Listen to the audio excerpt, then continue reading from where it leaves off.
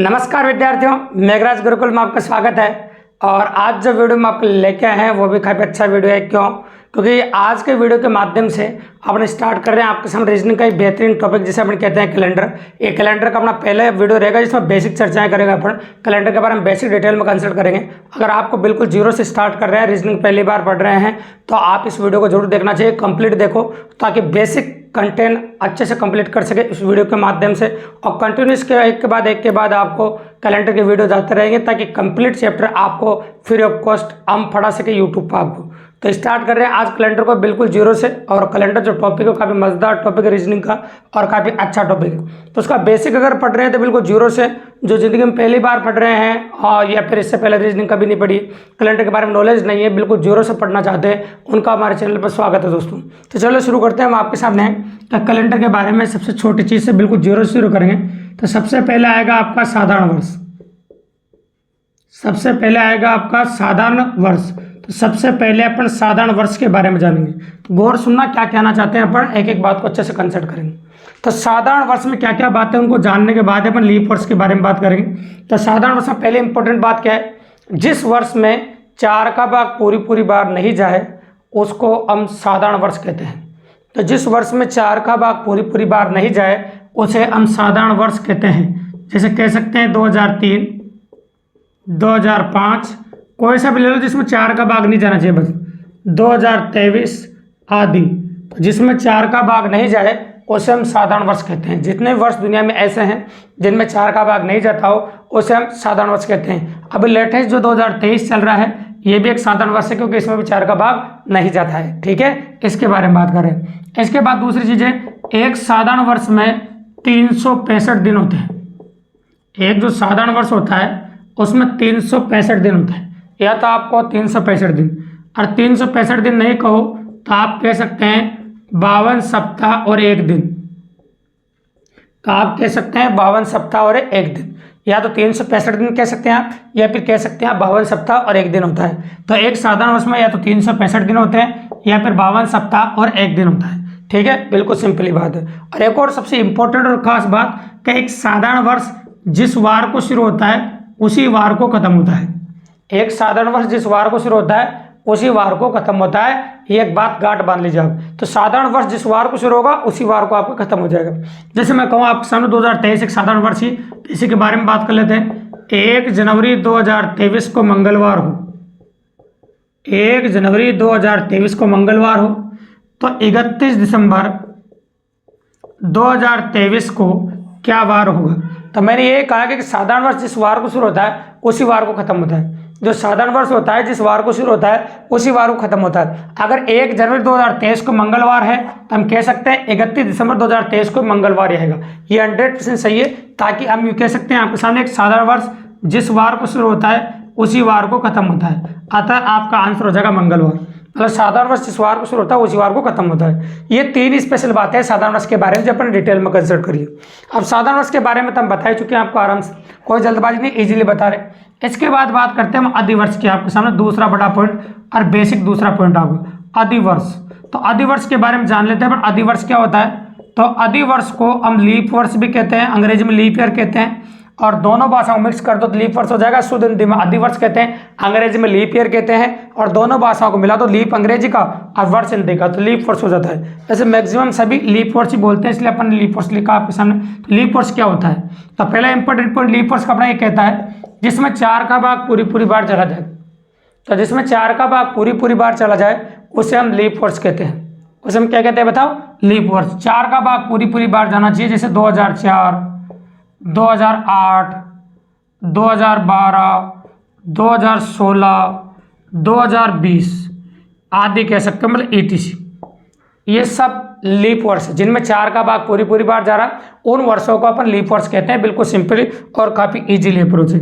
इसके बाद अपन कहते हैं एक लीप वर्ष में 366 दिन होते हैं।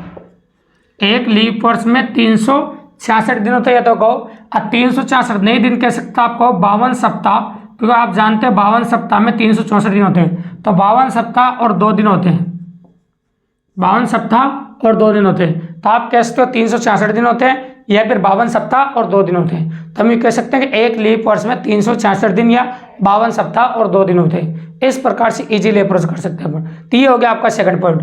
और अपना थर्ड पॉइंट क्या कहता है, आपके मन में एक बात जरूर आएगी कि सर ये 366 दिन होता है तो एक दिन कहाँ पर पड़ेगा। अरे भैया 4 साल में एक बार 29 की फरवरी आती है, तो 4 साल में एक बार 29 की फरवरी आती है, तो 29 की फरवरी आती है, एक दिन बढ़ जाता है फरवरी में।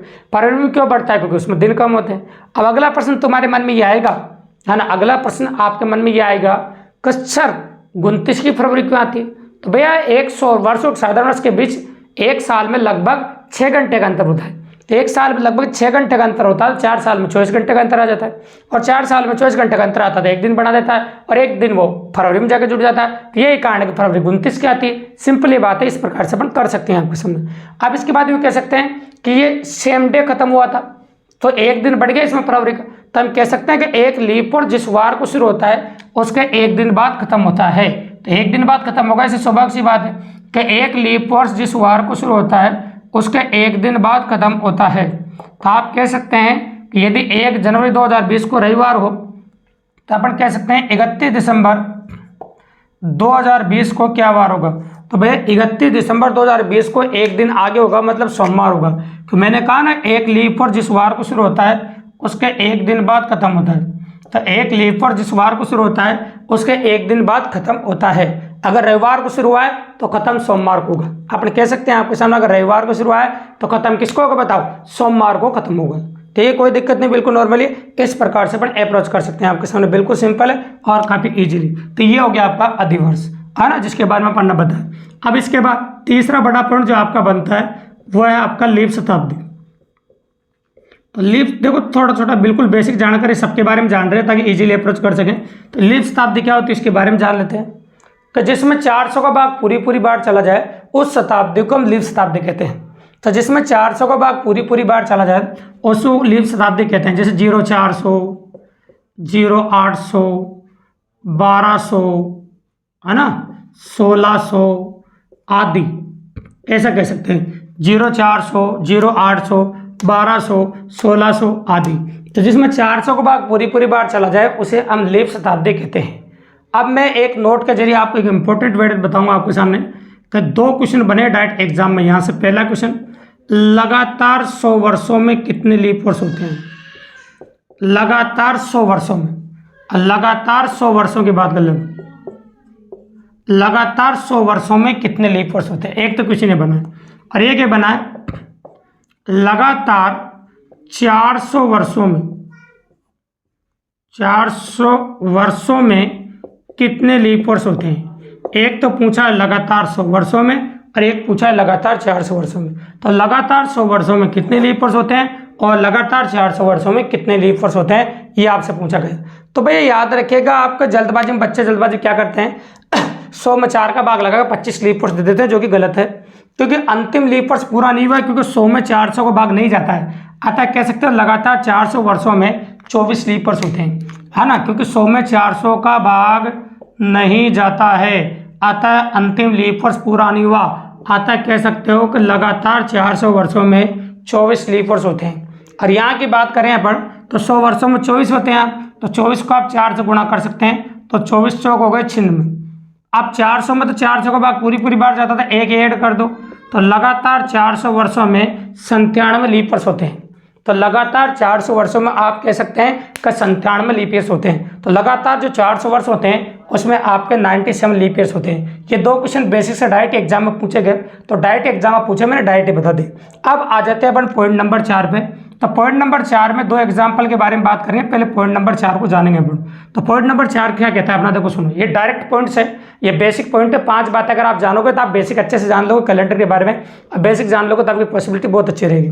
तो पॉइंट नंबर 4 अपना ये कहता है, जब एक साधारण वर्ष बढ़ता है, मतलब पूरा साधारण वर्ष बढ़ जाए है तो एक दिन बढ़ जाता है भी, और जब एक साधारण वर्ष कम हो जाता है पूरा तो एक दिन कम हो जाता है। तो एक बात विशेष तौर से ध्यान रखिएगा, जब पूरा साधारण वर्ष बढ़ जाए आपका तो एक दिन बढ़ जाता है, और जब एक साधारण वर्ष कम हो जाए तो एक दिन कम हो जाता है। ये दोनों बातों के 2 एग्जाम्पल्स अगर आप समझते हैं तो बहुत जल्दी समझ पाएंगे और काफी इजीली समझेंगे इस बात को। जैसे साधारण वर्ष बढ़ता कैसे बताता हूं मैं आपको। जैसे मैंने बोला 3 मार्च, है ना, 2000 कोई से ले लो, जैसे 2 ले लिया, को रविवार है, 3 मार्च 2002 को रविवार है, तो 3 मार्च 2003 को क्या वार होगा।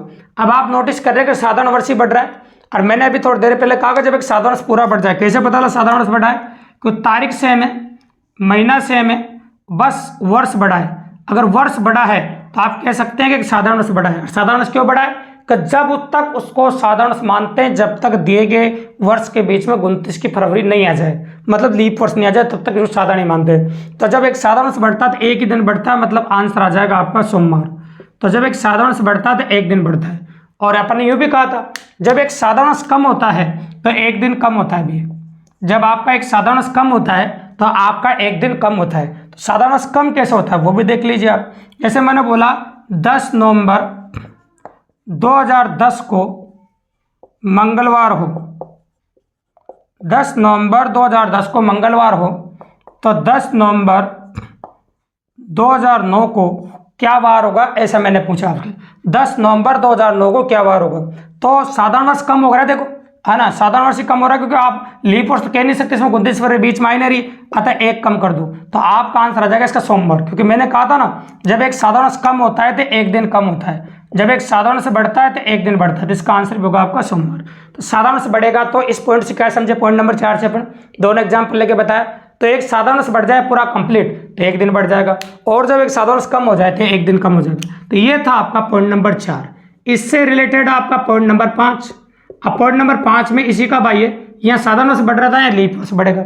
जब एक लीप वर्ष बढ़ता है तो 2 दिन बढ़ता है, और जब एक लीप वर्ष कम होता है तो 2 दिन कम होते हैं। तो लीप वर्ष बढ़ेगा 2 दिन स्वाभाविक है, 29 की फरवरी बीच में आएगी तो एक दिन वो एक्स्ट्रा हो गया, और लीप वर्ष कम होगा तो 29 फरवरी फिर बीच में आ गया तो वो एक दिन एक्स्ट्रा हो गया।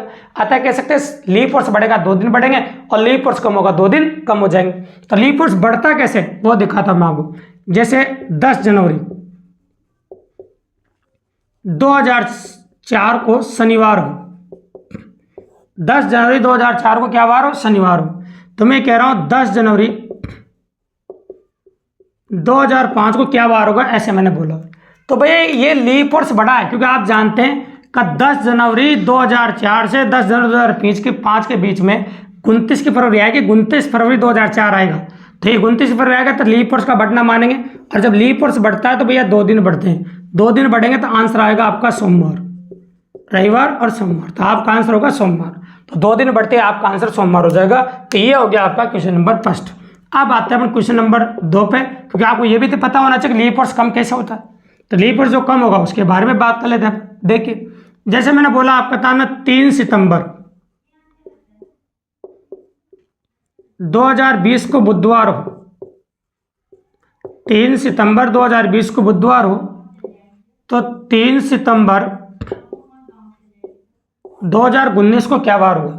3 सितंबर 2020 को बुधवार होगा, तो 3 सितंबर 2019 को क्या वार होगा। तो अपन ये कह रहे हैं आपके सामने इजीली अप्रोच है आपके सामने का, तारीख भी सेम है और महीना भी सेम है, लेकिन आप जानते हैं कि उल्टा जब चलेंगे तो 29 फरवरी 2020 100% आएगा इसमें, और 29 फरवरी 2020 आएगा, लीप वर्ष कम हो रहा है, जब लीप वर्ष कम होगा 2 दिन कम हो गए, और 2 दिन कम होगा तो ये हो जाएगा आपका सोमवार, 2 दिन कम होगा तो क्या हो जाएगा सोमवार।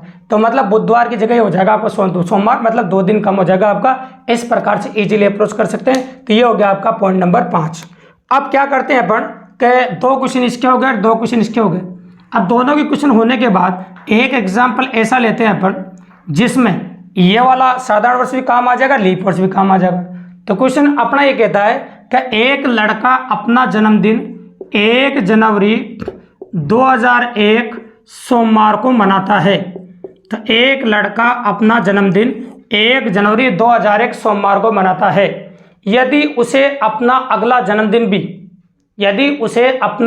जन्मदिन भी सोमवार को ही मनाना हो तो कितने वर्ष बाद और कौन से सन में मनाएगा। क्वेश्चन कंप्लीट हो गया भी, कितने वर्ष बाद और कौन से सन में मनाएगा। तो आपको क्लियरली पता है जब एक साधारण से बढ़ता है तो 1 दिन बढ़ता है, और जब 2 साधारण से बढ़ेंगे 2 दिन बढ़ेंगे, 3 बढ़ेंगे तो 3 बढ़ जाएंगे। तो मैं डायरेक्ट यहाँ तक ले आता हूँ इसको, क्योंकि अगला जन्मदिन सोमवार को मनाएगा, सोमवार लाना ही पड़ेगा आपको।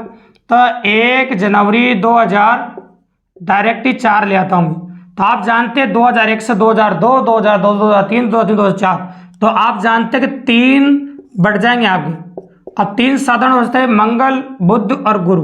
तो आपका आ जाएगा 1 जनवरी 2004 को गुरुवार आ जाएगा, क्योंकि इसमें 3 साधारण से बढ़ गए, और 3 साधारण से बढ़ने पे 3 दिन बढ़ेंगे, क्योंकि अभी लीप वर्ष आया नहीं, लीप वर्ष तो अब आएगा आपका 1 जनवरी 2005 आ गया, तब लीप वर्ष आएगा। बताओ लीप वर्ष कैसे आएगा? इसके बीच में 29 की फरवरी आएगी, अतः एक साथ 2 दिन बढ़ेंगे। तो जब 2 दिन बढ़ेंगे तो आपका हो जाएगा शनिवार। अब वापस चलिए आप, अब मैं बात करता हूँ 1 जनवरी 2007 लाता हूँ डायरेक्ट ही। तो डायरेक्ट क्यों लाए? 2 साधारण से बढ़ गए, तो 2 साधारण से बढ़ते ये सोमवार आ गया, तो 2 साधारण से बढ़ गए तो सोमवार आ गया, अपन ने ले दिया 2 साधारण वर्ष। तो 5 से 6, 6 से 7, तो इस प्रकार से 1 साधारण से बढ़ते 1 दिन और 2 बढ़े 2 एक साथ लिख दिया अपन ने। तो यहाँ से 2 क्वेश्चन बढ़े थे, एग्जाम में एक ही पूछेगा कि वो अपना अगला जन्मदिन सोमवार को कब मनाएगा। तो भैया पहले क्वेश्चन का जवाब है 2007, वो अपना अगला जन्मदिन 2007 में मनाएगा। और अगला क्वेश्चन है कौन सन में मनाएगा, तो मतलब कितने वर्ष बाद मनाएगा। तो 2007 में से 2001 घटा दो तो 6 वर्ष आ जाएगा, तो 6 वर्ष बाद मनाएगा, 6 वर्ष बाद मनाएगा। क्वेश्चन कंप्लीट है। तो ये थी आपकी कैलेंडर के बारे में बेसिक जानकारी, और ईमानदारी से बेसिक जानकारी आपने अच्छे से जानी है और अच्छे से सीखा है, तो आगे आप पढ़ने के लिए तैयार हैं। और बेसिक जानकारी अच्छी है तो कई बार तो एग्जामों के अंदर डायरेक्ट बेसिक जानकारी से क्वेश्चन आ जाता है। अगर आपको ये अच्छा लगा हो, वीडियो पसंद आया आपको, और आगे के और भी वीडियो आप कैलेंडर के देखना चाहते हैं, चैनल को सब्सक्राइब कर दीजिए, लाइक कर दीजिए, शेयर कर दीजिए, और अपने और दोस्तों को बताते free of cost math reasoning पढ़ सके। दोस्तों धन्यवाद।